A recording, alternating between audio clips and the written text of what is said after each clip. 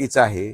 अजितदादा एक अतिशय ज्याला म्हणतो होतकरू नेतृत्व आहे आणि एखादा फोटो निघाल्यावर त्या घरी आता आम्ही देखील अनेक लग्नांमध्ये जातो, अनेक लग्नांमध्ये भेटी देतो. किती लग्नांना ज्यांना भेटी दिल्या त्या ठिकाणी आज मुलं मुली वेगळे झालेले आहेत. प्रत्येक ठिकाणी हे नैसर्गिक प्रक्रिया आहे. दुर्दैव आहे. एका लग्नाला मी गेलो, मी स्टेजवर बसलो होतो, नवरदेव आला पण मुलगी लग्नातच पळून गेली, मग काय करणार?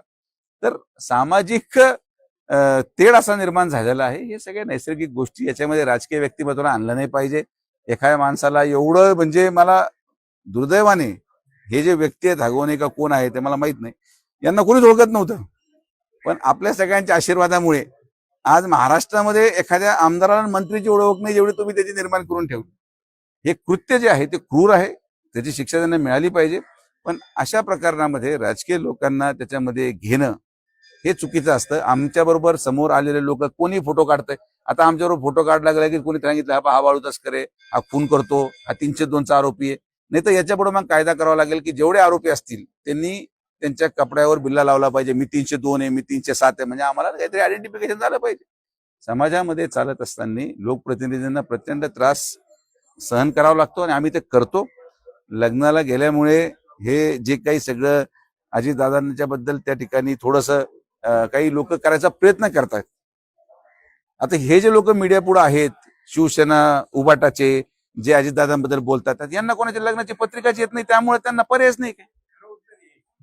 ज्या लोकांना लग्नाच्या पत्रिकाच येत नसतील त्यांनी दुसऱ्या माणूस लग्नाला गेला त्याचा त्रास होऊ शकतो. तर माझी अशी विनंती आहे की हे जे मीडियावर प्रवक्ते आहेत उबाटाचे आणि शरद पवार गटाचे, यांना पण लोकांनी लग्नाच्या पत्रिका पाठवायला सुरू करा, म्हणजे या लोकांना बाकीचे आक्षेप राहणार. आम्ही लोकप्रतिनिधी आहोत, लोकप्रतिनिधी स्वतः आदर्श ठेवला पाहिजे. आणि म्हणून विखे पाटील परिवारामध्ये मी एकुलता एक असला तरी माझ्या वडिलांनी माझा सामुदायिक विवाह केलं, समाजाला सांगण्यासाठी की बाबा मी माझ्या मुलाचं लावतो तर कार्यकर्त्यांनी पण तेच करावं. आता कार्यकर्त्यांचं एकदम जोश गडी सगळे एवढे, कोणी फॉर्च्युनर देऊ राहिलं, कोणी गाड्या देऊ राहिला, तर काय बोलू शकतो आपण? आपण आदर्श घडवून दिला, जसं आम्ही आदर्श घडवला तसं इतर लोकप्रतिनिधींनी देखील त्यांच्या मुलांचे लग्न सामुदायिक मध्ये जर लावायला सुरू केली तर कुठंतरी कार्यकर्ते बदलतील, ही अपेक्षा आपण ठेवली पाहिजे. आणि आता लोकांनी कसं लग्न लावावं हा त्यांचा व्यक्तिगत प्रश्न आहे. अगोदर काय होतं, 7-8 पोरं असायचे, त्यामुळे खर्च पेलवायचा नाही. आता प्रत्येक घरामध्ये एक एकच मुलगा आहे, मग ते एकुलता एक करता करता हे सगळं जो गाजाबाजा होऊ राहिला. आता हे भविष्य कालावधीमध्ये हे न थांबणारा विषय आहे. आपण फक्त आवाहन करू शकतो की बाबांनो साधं लग्न लावा. बरं तर साधं लग्नही लावतात, म्हणता आम्ही लग्नाचे हे या शाळेला या मंदिराला चेक देतात आणि जेवण मग 1000 रुपये प्लेट ठेवतात. मला तर काही कळत नाही. पण आता मग हसू येतं, पण आता करता काय, मत पण मागायचे, तर नाही इलाज आपल्याला. साठे स्कूल प्री प्रायमरी पासूनच करून घेतं फाउंडेशन पक्क करण्याची तयारी. म्हणूनच साठे शिक्षण समूहाच्या कित्येक विद्यार्थ्यांनी घेतलीये करिअर मध्ये उंच भरारी.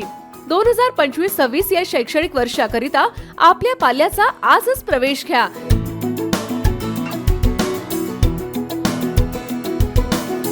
प्रवेशासाठी पत्ता Shri park society, Balaji hospital समोर, खराडी बायपास, पुणे 14.